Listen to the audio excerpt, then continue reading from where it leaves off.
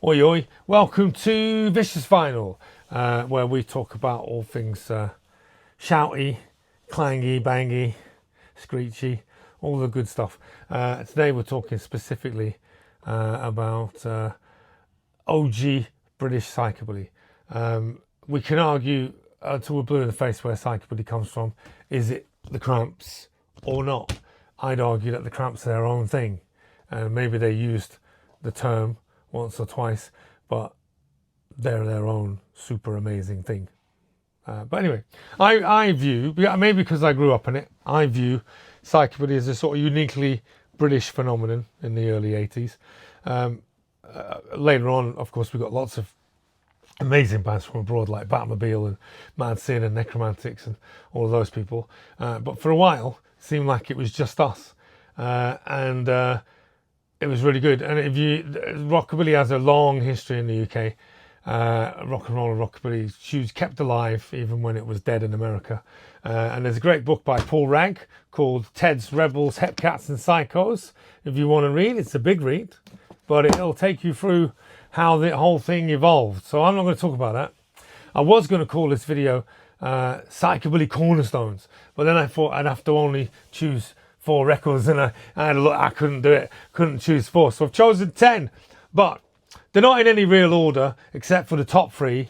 When we can have a big punch up about what the top 3 OG British Psychobilly bands are. I think you can't talk about Psychobilly without first mentioning neo-rockabilly was that modern take on rockabilly, late 70s take on rockabilly. It belongs to the cats, really, the stray cats, the blue cats.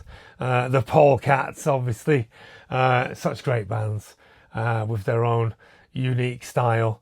Lots of a bit more teenage rebellion in there, a bit more Mark Bolan perhaps, a lot of pink slacks, a little bit of eyeliner, and massive hair, and everybody loved it. It's all over your TV screen. It's all in your record collection.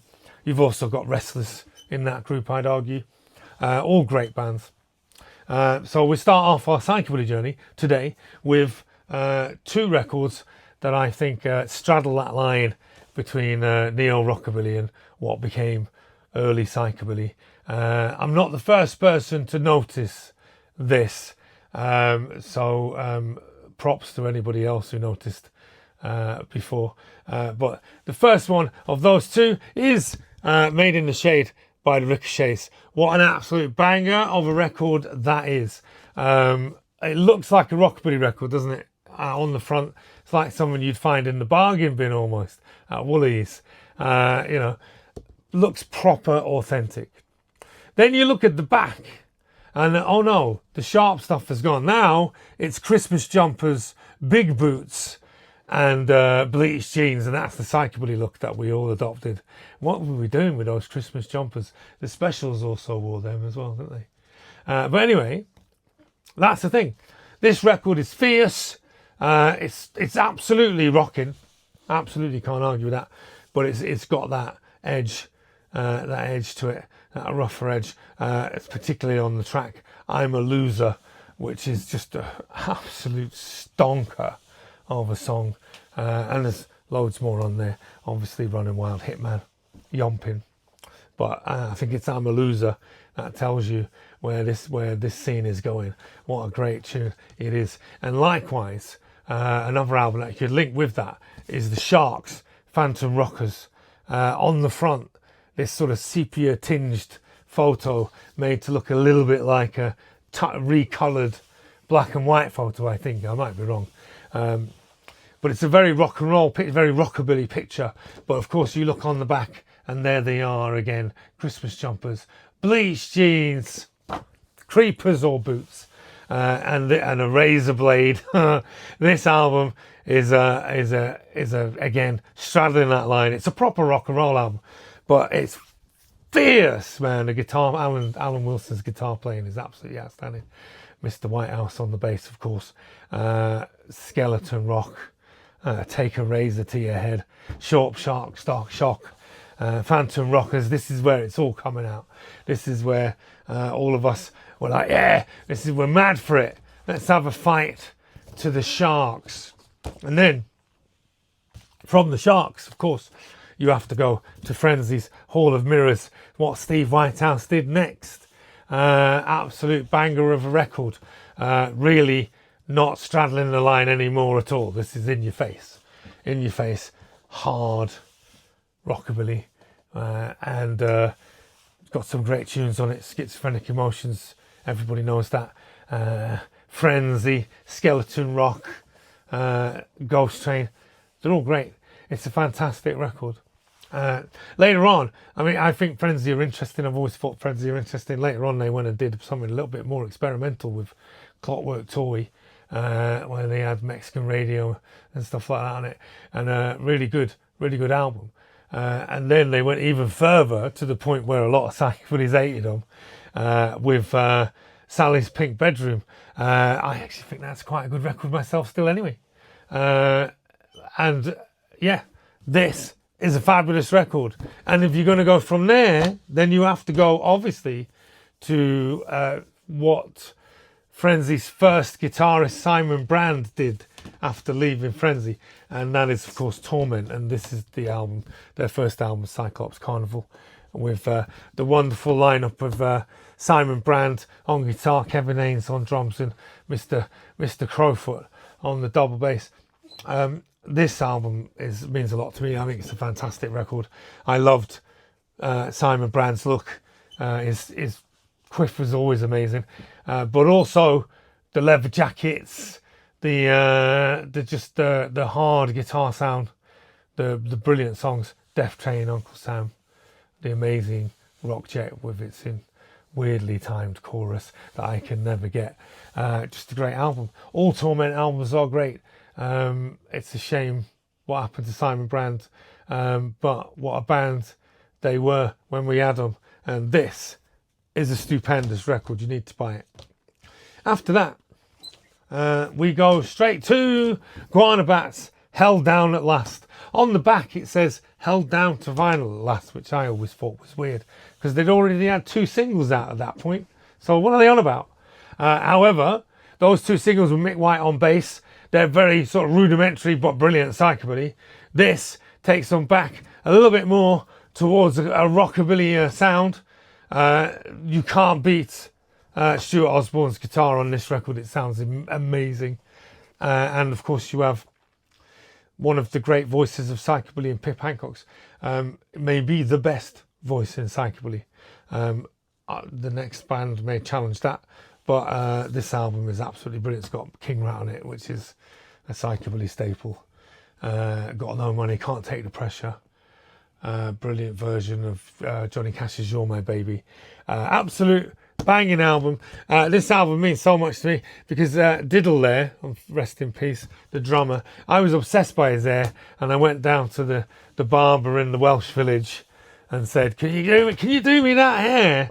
And he said, sure I can. And it turned out he couldn't, and he made a right ash of it. But what a record that was. First time I saw the Guana Batz actually wasn't until 1986 at Birkenhead in Stairways, and the support band that day were also amazing and also had an amazing singer, and that band was the Crewmen, and this is The Adventures of the Crewmen, their first proper album, with of course Mad Dog Mark Cole on vocals. Again, another band whose hair looked absolutely stunning. Tony McMillan on guitar. Brilliant band.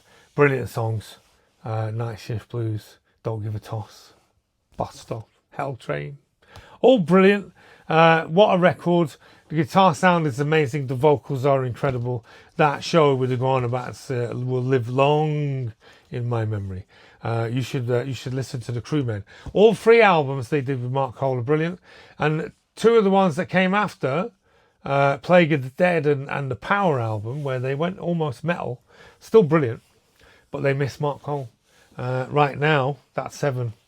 Now on to my top 3 OG British Psychobilly albums of all time. I'm a bit scared because you may disagree with me, although I sort of think you won't. But let's find out, right? Number 3, for me, this album is just, it's near perfect. I absolutely love it. I love the sound of it. I love how cool they looked on the album artwork, how just everything. It is Frantic Flintstones, Nightmare on Nervous. Look at that album cover. Look how cool they look. I don't think there was anybody cooler than Gary Day at that point, and probably still cool looking geezer. But what a band. Just every song on this album is brilliant. The Bedrock EP they did before this was also absolutely stunning. But yeah, Please Cool Baby, what a song. I never understood why it was Please Cool Baby when actually he's asking her to call him. So why is it not Please Call Baby? Doesn't matter. It's a super song. Alley Cat King, come on, man. Sugar Daddy, all of them brilliant. What a sound, what an influence. Weirdly, I wasn't much into the stuff they did later. Not all of it, I don't know. Didn't sort of suit me. But this is just an absolutely outstanding record, and everybody should buy it, listen to it, and be obsessed with it. Likewise, the next band. Next band, number 2 record for me in all of OG Psychobilly. It's weird because it's their second album, not their first, and pretty much all of these are first albums. But this is their second. The first album they did is also brilliant. And I think a lot of you will know exactly who I'm talking about right now.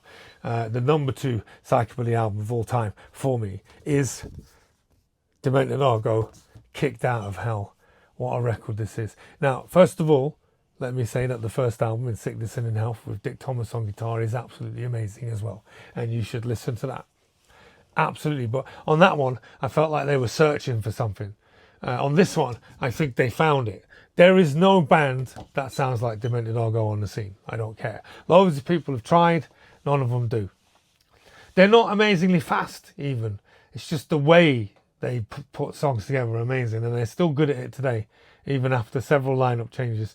The last album is absolutely brilliant. This album is insane. Lex Luthor on guitar, Graham Grant on bass, obviously Sparky on vocals, and Ant Thomas on drums. Every song on this album is brilliant, but Satan's Rejects, Human Slug, Call of the Wired, Surf Ride to Oblivion, Shadow Crypt. Jesus, this album is perfect. It's amazing. The artwork's not. The artwork's shit. I don't know what they were thinking. But the album, brilliant.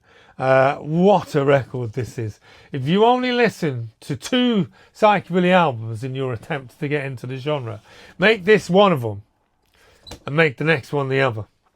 So, Demented Are Go, Kicked Out of Hell, number 2 on my list of all-time Psychobilly records. What an album. And obviously, everybody who's watching this that knows me and that knows Psychobilly knows exactly where I'm going to go for number 1. It is, of course, In Heaven by the Meteors. The Meteors are the band that started it in the UK. There's no denying that. The Meteors lineup of Paul Fennick on guitar, Nigel Lewis on double bass, and Mark Robertson on drums. This lineup is unbeatable in almost any genre, if you ask me. This album is near perfect. They had 2 perfect singles before that, of course, in the Meet Your Madness EP and the Radioactive Kid single. And then they signed to Ireland and popped out this beast of a record where they got their sound so right. And also the fact that they were splitting the songs. And the songwriting is different. Nigel Lewis's songs, all dark and mysterious and weird and having odd lyrics. Here was in my brain. Daddy is a vamp. My daddy is a vampire. Into the Darkness. What a track. All amazing. And then Paul Fennick's writing these ripped up rockabilly tunes that are just absolutely incredible. Shout So Loud, The Crazed, Maniac. Amazing. The sound is perfect. The atmosphere is perfect. The artwork is perfect. Everything about this record screams game changer. Everybody needs to listen to this record, even if you think you don't like Psychobilly. Listen to that. Come back to me and tell me you don't like it. What an amazing record.